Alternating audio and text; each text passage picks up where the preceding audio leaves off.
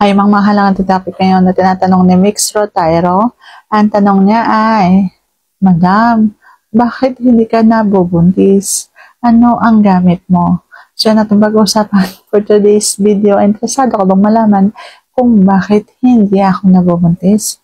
Kung interesado ka, please keep on watching para bago yan. Kung bago ka pa lang sa akin channel, please consider to like this video and subscribe my channel. So, bakit nga ba hindi ako nabubuntis? Ang sagot ko dyan ay pinagpala po ako.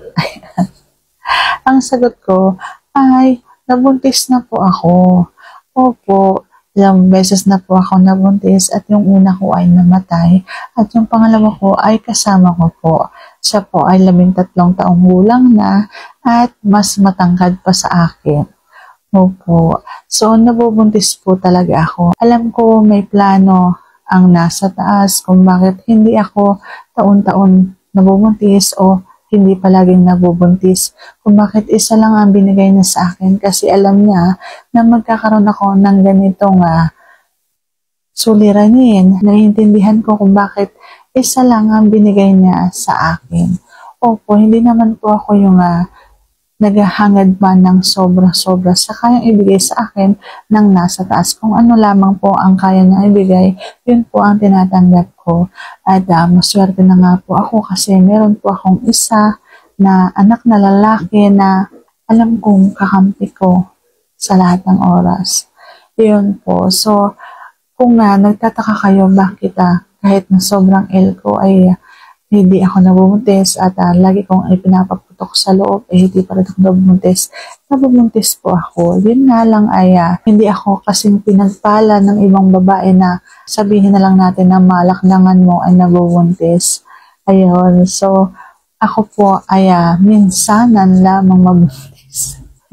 So, naiiba po ako. Iba po ako sa ibang mga kababaihan na napakabilis mabuntis. Ako po ay mahirap talagang mabuntis kahit pa ako ay magpabali-balentong na dyan. Alam nyo, kapag halimbawang naiisip ko ngayon yung kung bakit dati hindi ako binigyan ng maraming anak, yun ay napapaisip na lang ako at nagpapasalamat talaga ako sa nasa taas kung bakit isa lang ang binigay niya sa akin kasi alam niya na magkakaroon ako ng ganitong suliranin. At alam niya na ipagpapalit lang din ako ng ama ng aking anak. Kaya, yun lamang ang ibinigay niya sa akin. Kaya, sobrang nagpapasalamat ako na hindi ako nagkaroon ng maraming anak. Kasi, alam niya na magkakaroon ako ng ganitong suliranin. So, yan ang sagot sa tanong na kung bakit hindi ako nabubuntis. So, bakit ako mabubuntis? Wala naman. So, sana nasagot ko ng tama ang tanong. And if you like this video, please consider to like this video and subscribe my channel. Thank you for watching. See you on my next vlog.